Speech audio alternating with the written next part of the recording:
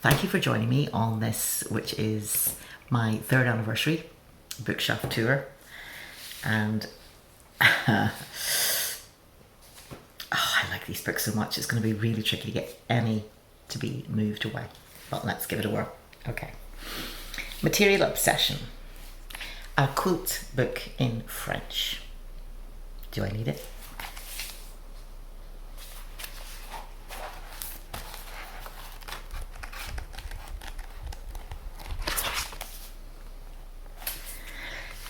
I think I do. I need it because I actually want to do some work with, and this is actually where the real core of the problem is. The core of the problem with me is that I like all the arts all the time. So therefore, any normal person would say, I'm into textiles and quilts. I will have 200 books of quilts and textiles and sewing and various things to do with that. But then I like, and I see connections between all the different arts, and that interests me. So I look at this book about quilting, I think about pattern and colour, and I think actually I could love to paint some papers and then collage them, and I could do different things. And I love the fact it's in French because I do like words and language, and I did do French at school for 7 years, so there should be something out of all of that. This book is probably widely available in English. I got it at, there's a tiny bit of a sentimental thing, and then I got it at an annual book sale in Edinburgh, which is phenomenal. Oh, I just love the French as well. Sorry, it's going to be kept. And it's not small, nor is it light, of course. Oh, of course. Okay, the next one is a niche one, but I need to keep it. It's by the British Museum, and it's Christian art by author Rowena Lawrence. So it's quite specific. Tells the history of the art. Oh, it's got a lovely picture here by a book, a Japanese artist I like, and whose book I would really like to get. Sadao Watanabe. It's in my video, which is about books I'd really love to have if there was no price. And there we go. So you can see it's Christ washing the feet of the disciple, but it's in Japanese style, so it just feels like the story's been retold in a different way, which I think is amazing. Remediation, fantastic. Another heavy book, Stays. The next one is so historical, I'm not sure if I could get it back again. And it is The Power of Display, A History of Exhibition Installations at the Museum of Modern Art by Mary Ann Staniszewski. So if you can see the display there, imagine meeting that in an art gallery. Just astonishing. And it has been withdrawn from a library. It's by the MIT Press, Cambridge, Massachusetts, also London, England. Now, the next one is also about art exhibitions. What makes a great exhibition? Questions of practice. And thankfully it's small. Unfortunately, the print in it is all over the place and pretty small as well. And it has been questions asked by, it's edited by Paula Marancola. She's asking it of all these great curators. Jeffrey Kipnis, Who's Afraid of Gift-Wrapped Kazoos. Iona Blaswick, talking about Temple White Cube, Making Space for Art, and about Questions of Practice, Mark Nash, well-known name, even by me. Wall text, Ingrid Schnaffner, which really interests me. Really interests me. And so you kind of get the questions and answers, and it's a conversation. So it's in the back, a list of questions leading to more questions and some answers. Pretty well. Where do you start when conceiving an exhibition's theme and focus? What is the relationship between the curator and the artist? Framework, localities, arrangement. Walter Hopps once said the closest analogy to installing a museum exhibition is conducting a symphony orchestra. It's rather odd because the typography varies all over the place, so you will suddenly get something in italics, very, very large. Then we get something very small, which is what the interview is saying. But there we go. I think by the very nature of exhibitions, having that in books is to me essential, to recollect it, to learn the lessons from it. And for me, this ticks my curator box. Next one I absolutely love, and it's been very, very popular, unlike the other books I've been talking about, which are niche. Just My Type, a book about fonts by Simon Garfield. And there was one Christmas, this was the one everybody bought for everyone, because he will talk about what the font is doing, each one the story of how it was developed. It's wonderful pictures. And you know, if you geek out over lettering, or you find it important in what you're doing, and I find it very important in writing poetry, because each way you put the font is going to be part of how it is read and if it is breaking the rules. So I am going to justify keeping this. Although, to be honest, you can get it in lots of second-hand bookshops. So if you're looking and thinking, I would like to have that, it can easily be findable. Okay, we are getting precisely nowhere in terms of getting rid. The next set of books are similarly, well, how could you throw away Tintin? How could you throw away Tintin? They are always going to be in style. They are always going to be interesting. I live in a household of people who like Tintin. And this, even about Tintin, Hergé himself, who the Belgian who designed him. Is that two of the Voyage to the Moon? Oh, Explorers on the Moon and Destination Moon. They're two slightly different ones. Okay, and there's more. There's one more. The Shooting Star. So those, they're big, they're light. And I will be keeping those. Next, a single magazine that a friend got me, but it just ticks so many boxes for me. It's Uppercase, which is all about people who are making cards and notes, note paper, pictures, graphics, illustration. I mean, it's just, it's catnip for people like me who like words and excuse me, words and pictures together. I'm just gonna have a quick coffee here. Hang on.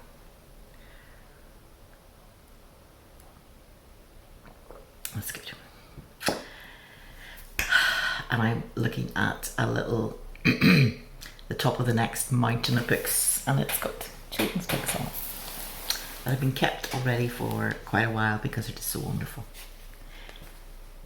The Very Hungry Caterpillar, where you sort of see the different things he eats each day and you can sort of stick a finger through, and this is just I have to keep this because it's by Eric Carle, who I really like.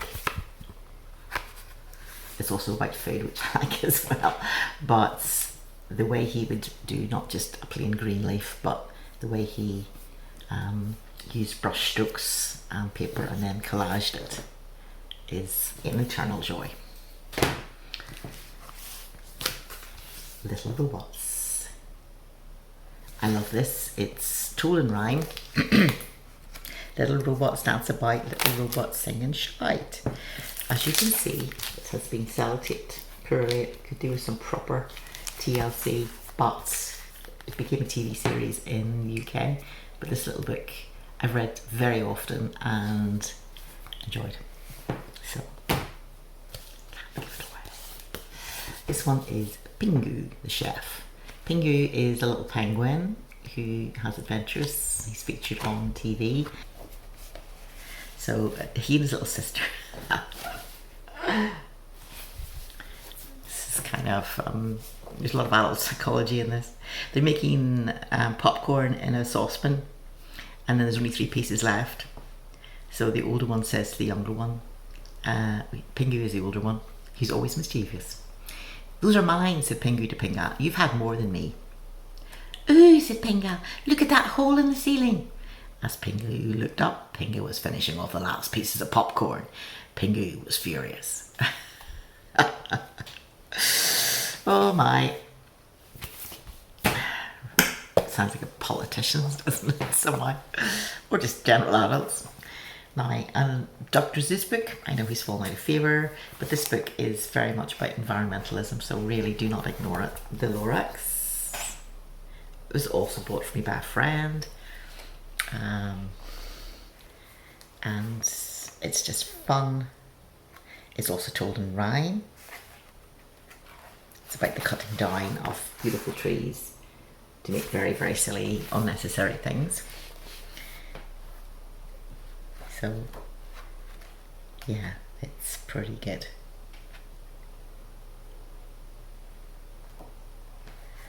So, yeah, keeping. Oh, Asterix. Asterix in Spain. Well, once again, too good to throw away. If you've got any tips on getting better at throwing out books and being harsh about it, let me know. Put a comment below. Funny business. So this is a little guide to some very funny faces, which you probably recognise.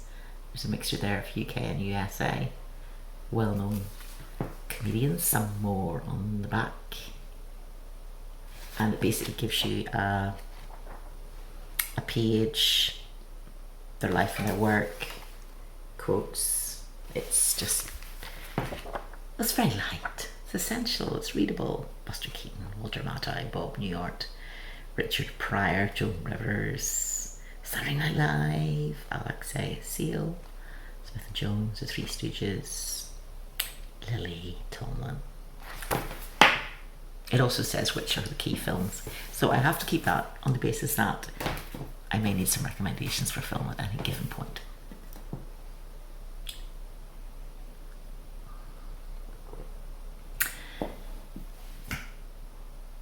So far I have thrown out no books. Okay, let's keep going.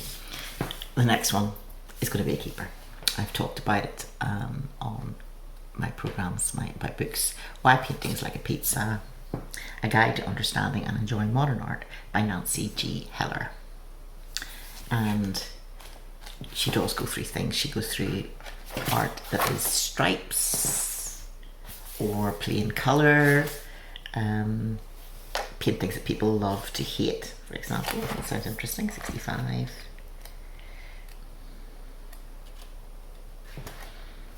The George Braque picture is one of them. What is abstract art? Why is painting like a pizza? New materials, new rules. The emotional impact of some abstract art. And questions like, could my 3-year-old do that, and so forth. So I truly think this is a very readable way to get your head around things that make you scratch your head and say, why is that in an art gallery? And of course you can still disagree, but some things make a bit more sense. For example, Robert Ryman, State Oil on Cotton with Metal, is a pretty minimalist picture. I know I would need somebody to explain to me that there is a reason why white on white is telling you something. Printed reproductions make matters worse, since photographic images of white on white tend to look like blank book pages. And I think that's an interesting point. You need to see art in person to kind of get the idea of the texture, what might be being said. So the writer here is saying she wasn't impressed by that Robert Ryman white picture, but when she saw his retrospective, she sees what's going on more and the subtle differences between. So it can vary as a very thick paint or very thin or even unpainted, and others have got bits like staples and bits of masking tape underneath the paint, so there's a bit of a rumple on the surface, etc, etc. Great book.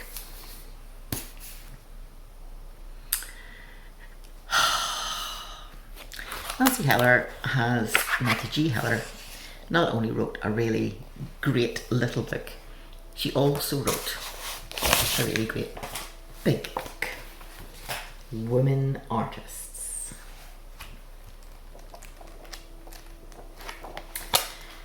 this is the third edition that I have, and I think I may actually part with it, although it is one of the best books I have got on women artists and the best overall, but because it is so out of date, and she has done a more recent edition that brings us much more up to date. So I think I should part with this, not just keep it and make a mental note that I must buy the next edition,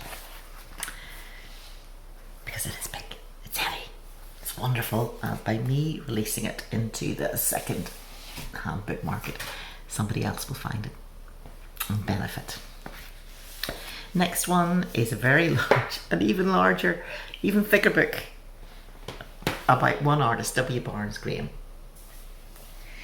Lynn Green, and it was bought for me by a friend as a thank you for having a stay, and I love her work. She originally came from Scotland. She went down to St Ives, joined the community there. Well, there was a couple of communities. When you read this book, you kind of get to see how torn apart it was, but she's got these really quite subtle art pieces, and they're kind of in a mineral style. She was very interested in the landscape. She was around in about the same time as Nicholson's and yes, various people from St Ives in the 1950s. And so, in other words, in reading about her, I'll have to get to hear a bit more about them. I do like these. These are kind of squares within monochrome. And I do have to keep her because I have more to read about her. And that is a good monograph because it is a single book on a single artist. So it goes in depth. Next one, mixed media collage. It's very fun. An exploration of contemporary artists, methods and materials, which I have looked at a lot. There's something here in the book I'll just take out. Oh, let's take away the menu. Right, and this is going to be passed on. I have looked at it a lot. Next book is a keeper again, I'm afraid. It was from a recent exhibition in Whitechapel Gallery in London about women abstract artists. So it's quite niche in a way, I suppose. And I do have photographs of the exhibition of me visiting it with an artist friend, and I have yet to put it together into video, shame on me. But here is the book. Action, Gesture, Paint, Women Artists and Global Abstraction, 1940 to 1970. And it's a properly written book with essays on different artists. Okay, here we go. Action, Gesture, Paint. Look at those really beautiful colours. Amazing. List of the artists who were exhibiting. It was really a big survey. Covered a huge number of artists. And because it was the time period, there were a lot of pictures that were gigantic. Just, if you're at all interested in women abstract artists, expressionists, they're all in here. Or lots of them anyway. Certainly the Americans, of course, are very strongly represented, but also painters who came from various other parts of the world.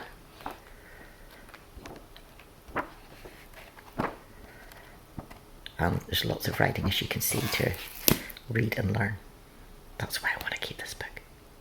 I actually wonder if I should just take the camera off my face and just look at the books with you.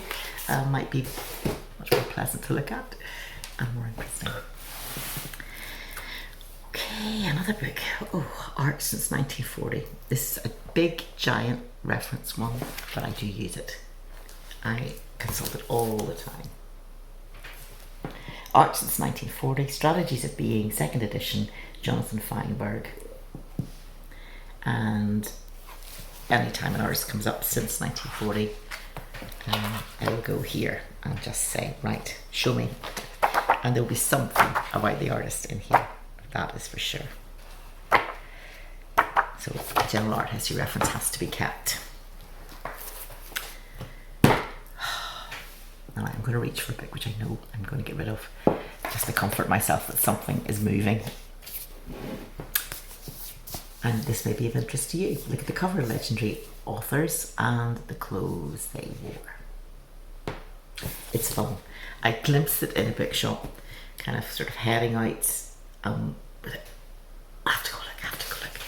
And it's fun. Some particularly funky. You can of course go the Oscar Wilde look, or you can be Dorothy Parker here, of course. Hunter S. Thompson.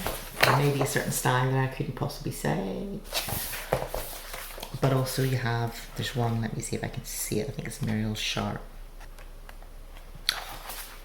There's Ace that she knew how to wear a dramatic look. However, she said herself she was about over 6 foot. So if she tried to wear ordinary clothes, it would look extremely strange. Virginia Woolf herself, looking quite intimidating and sort of askance. How are you taking this picture? Colette, look at that. How about that for an astonishing look? Back in Paris, 1920s, wearing a man suit. Oh, come on.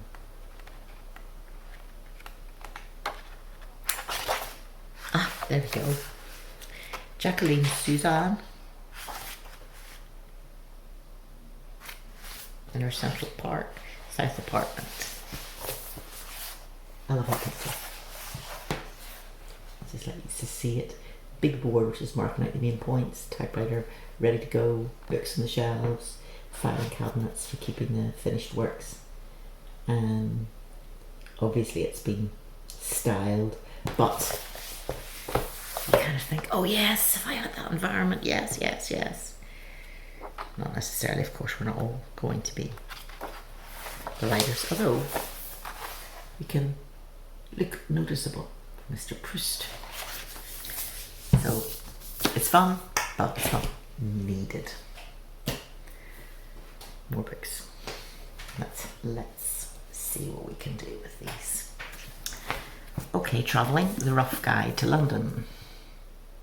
Well, I actually have a reason to keep this book. I do have friends I stay with in London from time to time, and I always have that overload when I go to them. First of all, delighted to be with them, and then maybe there's one event I'm kind of interested in, an exhibition, but the whole of London I don't really have a sense of, and it would be good to explore. The next one is about comedy, Women in Comedy, edited by Regina Barreca, Studies in Gender and Culture, Volume 5, an academic book which I would not get again in the local library for sure.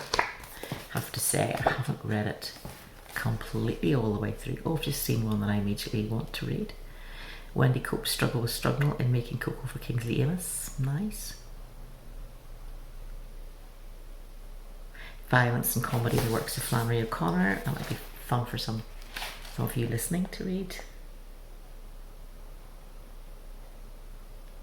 Why Women Cartoonists Are Rare and Why That's Important.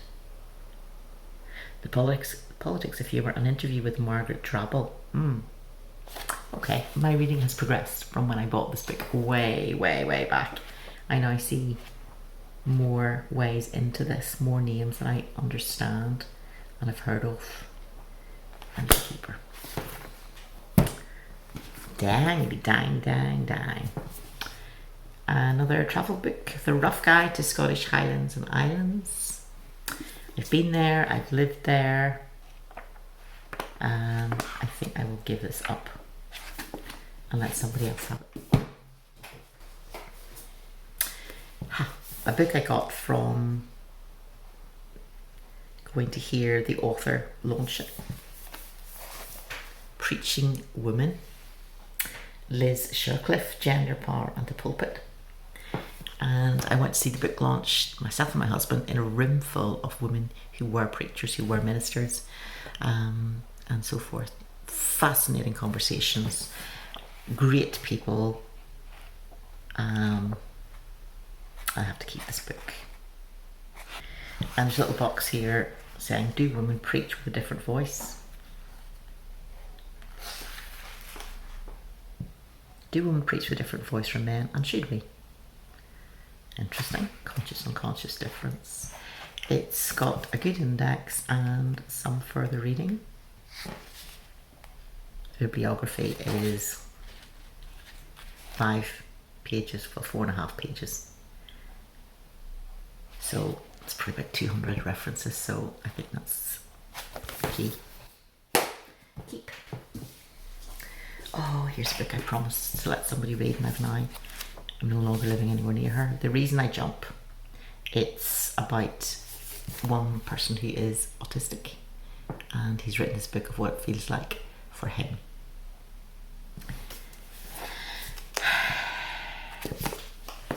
Debate. And here we have the duplicate of one extremely large, very important to me, and wonderful, wonderful book, which we've already seen in the LibraryTour Shelf. And this is my second copy in case the first one, anything happens to it. The Oxford Book of Humorous Prose by Frank Muir. And I have read the book loads. It would be lovely to have a second book, and I think I would possibly part with it to somebody who also loved humour as much as I do. But since I have yet to find someone who actually loves the reading of the past, that it is what it is. It was published so long ago. I think this will be out of print. I got it second hand. See, I can't even look at it because I will be absorbed and even slower getting through the books. How are you doing? Are you hanging in here? I think I'm probably speaking to 3 people who are left watching.